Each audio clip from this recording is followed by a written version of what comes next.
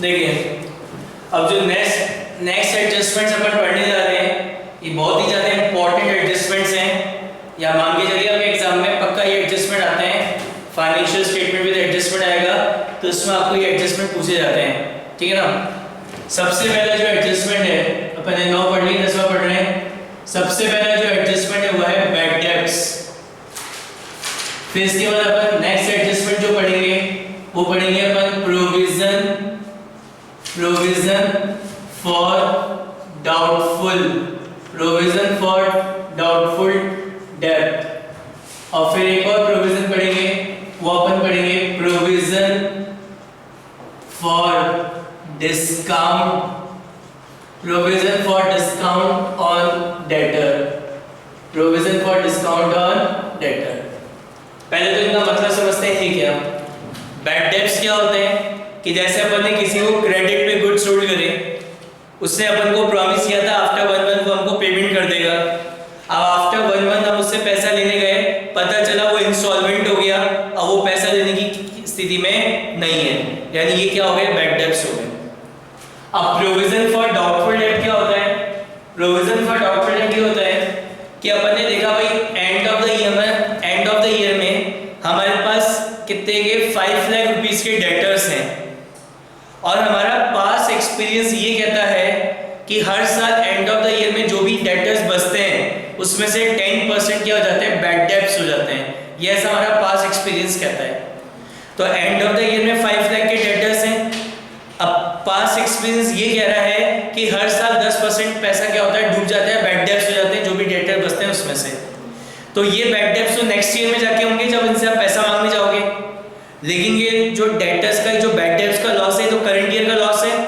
तो current year का जो लॉस है वो करंट ईयर की इनकम के साथ मैच होना चाहिए अकॉर्डिंग टू मैचिंग कंसेप्ट। आपका मैचिंग कंसेप्ट क्या कहता है कि करंट ईयर का लॉस करंट ईयर की इनकम के साथ क्या होना चाहिए, मैच होना चाहिए। तो उस मैचिंग कंसेप्ट के according end of the year में हमारे पास जितने भी डेटर्स बचते हैं उन सारे डेटर्स पे अपन क्या बनाते हैं, प्रोविजन बनाते हैं, जिसको अपन बोलते हैं प्रोविजन फॉर डाउटफुल डेब्ट। ठीक है ना, कि हमारा पास एक्सपीरियंस ये कहता है कि हर साल एंड ऑफ द ईयर में जो भी डेटर्स बचते हैं उसमें से 10% क्या हो जाते हैं, बैड डेब्ट्स हो जाते हैं।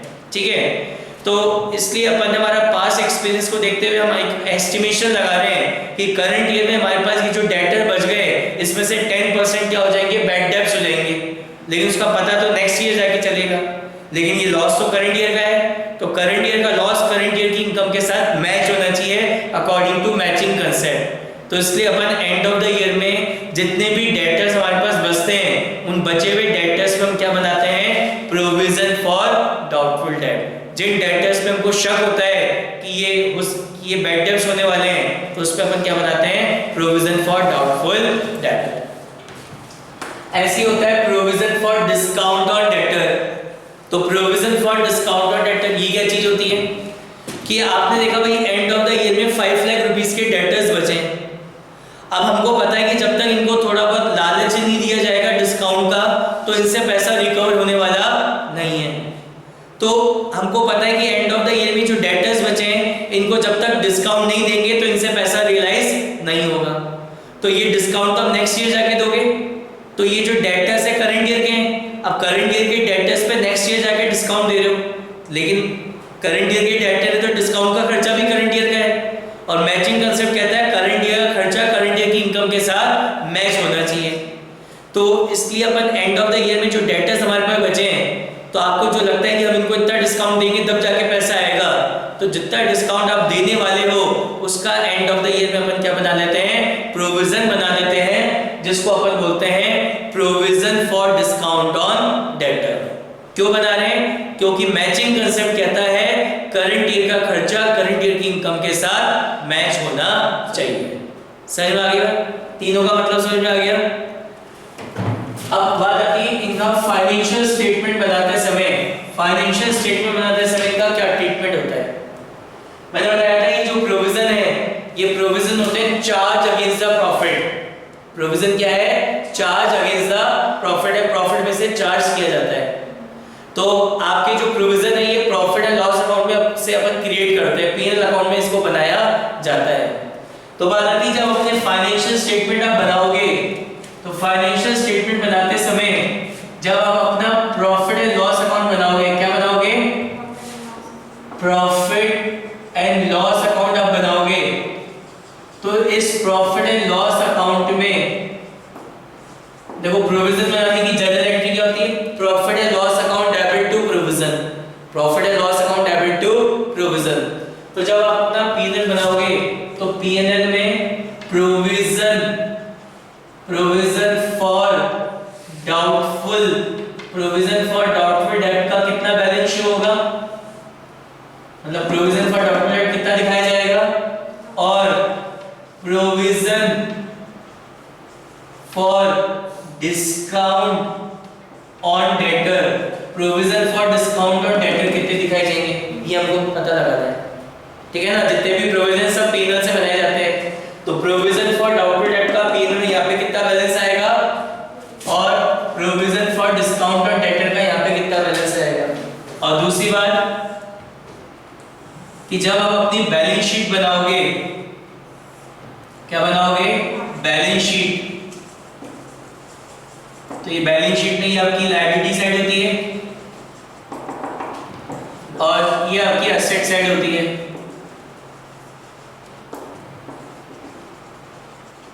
तो बैलेंस शीट की एसेट साइड में डेटर्स कितने दिखाए जाएंगे, डेटर्स का कितना बैलेंस शो होगा वो आपको पता लगाना है, ठीक है। देखो इसको एक एग्जांपल समझाता हूं कैसे इसका प्रेजेंटेशन होगा।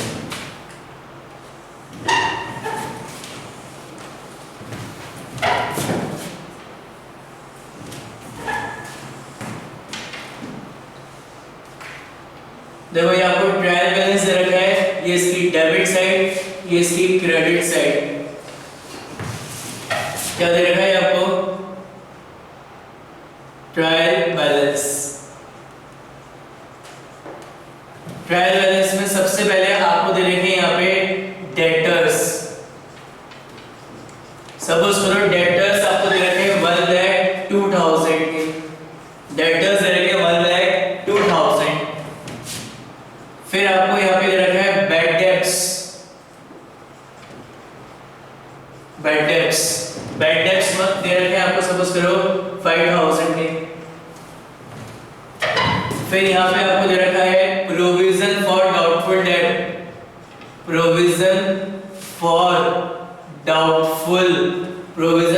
डाउटफुल डेट ये दे रखा है सपोज करो 10,000 का, ठीक है। तो ये तो ट्रायल बैलेंस में तीन चीजें आपको दे रखी हैं, एक तो डेटर्स, एक बैड डेट्स, एक प्रोविजन फॉर डाउटफुल डेट। अब यहाँ पे एडजस्टमेंट है, एडजस्टमेंट। पहला एडजस्टमेंट क्या है? फर्स्ट एडजस्टमेंट, पहला एडजस्टमेंट ये कह रहा है further bad debts amounting to ₹2,000। कह रहे 2,000 के और बैड डेट्स हो गए। अब एक बैड डेट तो ट्रायल बैलेंस के अंदर दे रखे हैं और एक यहाँ पे एडजस्टमेंट में दे रखे हैं। ये जो ट्रायल बैलेंस के अंदर दे रखे हैं मतलब इसका तो एडजस्टमेंट हो गया, हमने एंट्री कर दी bad debts account debit to debtor. लेकिन ये जो नीचे दे रखे हैं एडजस्टमेंट में, इसका एडजस्टमेंट अभी नहीं हुआ है। मतलब वो 5,000 तो थी, 2,000 रुपए के और बैड डेट्स हो गए जिसका भी अपन ने अकाउंटिंग नहीं करी है, बुक्स में रिकॉर्ड नहीं करे। फिर कह रहे हैं create provision for doubtful date @10% on debtor. कह रहे प्रोविजन फॉर डाउटफुल डेट बनाना है 10% ऑन डेटर। तो ये प्रोविजन तो ऑलरेडी बना हुआ ही है 10,000 रुपए का पिछले साल का। कह रहे हैं इस साल आपको अपने डेटर्स पे 10% प्रोविजन और बनाना है, ठीक है। फिर एक और एडजस्टमेंट दे रखा है create provision for discount on debtor @5% on debtor, 5% on debtor, ठीक है। कि आपको अपने डेटर्स में 5% का provision for discount on debtor भी बनाना है।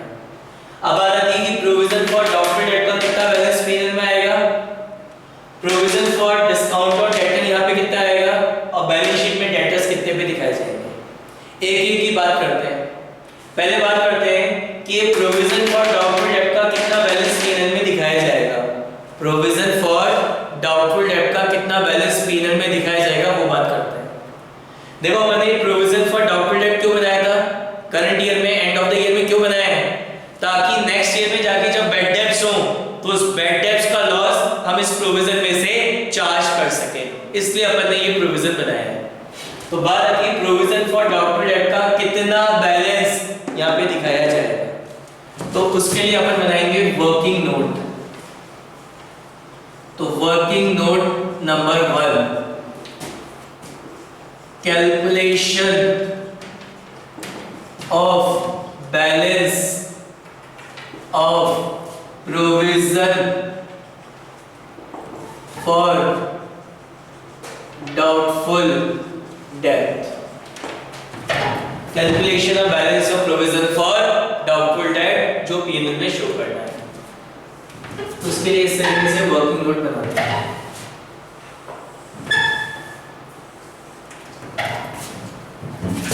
सबसे पहले लिखेंगे पर्टिकुलर अमाउंट। सबसे पहले आप यहां पे लिखोगे बैड डेब्ट्स। सबसे पहले आप यहां पे क्या लिखोगे, बैड डेब्ट्स। कौन से बैड डेब्ट्स, वो बैड डेब्ट्स जो आपको ट्रायल बैलेंस में गिवन है, गिवन इन ट्रायल बैलेंस। सबसे पहले आप लिखोगे bad debts given in trial balance. तो ट्रायल बैलेंस में कितने बैड डेब्ट्स गिवन है, 5000 के, इधर है 5000 के ट्रायल बैलेंस के अंदर। फिर इसमें आप ऐड करोगे, क्या ऐड करोगे, फर्दर बैड डेब्ट्स। क्या ऐड करेंगे, फर्दर बैड डेब्ट्स। कौन से, जो गिवन है, गिवन इन एडजस्टमेंट, जो आपको एडजस्टमेंट में गिवन है। तो फर्दर बैड डेब्ट्स एडजस्टमेंट में कितने गिवन है, लिखा है further bad debts amounting to ₹2000। तो ये लिखिए 2000। अब टोटल मिला के 7000 के बैड डेब्ट्स हो गए और अपन ने प्रोविजन कितना बना रखा है, 10000। तो ये बैड डेब्ट्स का लॉस इस प्रोविजन में से क्या करेंगे, राइट ऑफ करेंगे। तो लेस करेंगे provision, provision for doubtful date. Provision for doubtful date कहां पे गिवन है, given in trial balance, given in trial balance. कितना है provision for doubtful date trial balance में, कितना गिवन है, 10000। ठीक है। फिर इसमें अपन ऐड करेंगे, क्या ऐड करेंगे, new provision, new provision for doubtful debt. अब ये new provision for doubtful debt कैसे निकाला जाता है, new provision for doubtful debt अपन निकालते हैं debtors minus further bad debts, debtors minus further bad debts into rate, into rate. तो डेटर्स कितने के हैं, बैलेंस शीट में डेटर्स कितने दे रखे हैं, 1,02,000 minus further bad debts, further bad debts जो नीचे एडजस्टमेंट में दे रखे हैं। तो फर्दर बैड डेब्ट्स कितने के दे रखे हैं, 2000 के, मल्टीप्लाई बाय रेट। क्या कह रहा था, point number 2, create provision for doubtful date at the rate 10% on debtor. Rate क्या है, 10% है। तो 1,02,000 में से 2000 माइनस करें 1 लाख, 1 लाख का 10% कितना होता है, 8000। ये एडजस्ट करेंगे, कितना आ गया ये प्लस है, माइनस से खत्म हो गया, कितना आ गया ये 7000। कितना हो गया 7000। तो ये जो 7000 है ये आप यहाँ पे पीएनएल में लिखाओगे 7000। समझ में आई बात कि प्रॉफिट एंड लॉस अकाउंट में प्रोविजन फॉर डाउटफुल डेट का कितना बैलेंस दिखाना है, उसके लिए वर्किंग नोट बनाया। क्या लिखा, सबसे पहले bad debts given in trial balance जो ऊपर दे रखे 5000 के, ऐड करेंगे फर्दर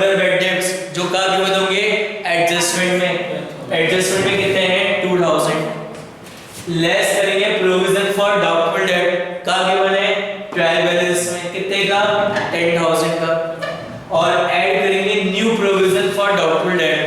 तो new provision for doubtful debt कितने निकालेंगे, debtor minus further bad debts into rate. तो डेटर तो कितने के 1,02,000 माइनस फर्दर बैड डेट्स, कौन से फर्दर बैड डेट्स जो नीचे एडजस्टमेंट में दे रखे हैं 2,000 के, इनटू रेट। रेट क्या है, कह रहा था create provision for doubtful date at the rate 10% on debtor. कितना हो गया 10,000, एडलेस करा 7,000 आ गया। और अगर ये एडलेस करके फिगर नेगेटिव आती है, मतलब आपने प्रोविजन को राइट ऑफ कर दिया, जो पहले प्रोविजन बना रखा था उसको कम कर दिया, तो उस केस में वो P&L अकाउंट की क्रेडिट साइड में लिखा जाएगा। अगर ये एडजस्ट करके फिगर क्या आती है, नेगेटिव आती है ना, नेगेटिव, तो उसको इसका मतलब प्रोविजन राइट ऑफ हो गया, तो उसको प्रॉफिट एंड लॉस अकाउंट की क्रेडिट साइड में लिखेंगे by provision for doubtful date, जो भी अमाउंट है। बताइए बात समझ में आई क्या? अब दूसरी बात कि provision for discount on debtor का कितना बैलेंस P&L में आएगा। Provision for discount on debtor, देखो अपन अपने डेटर्स को डिस्काउंट देंगे।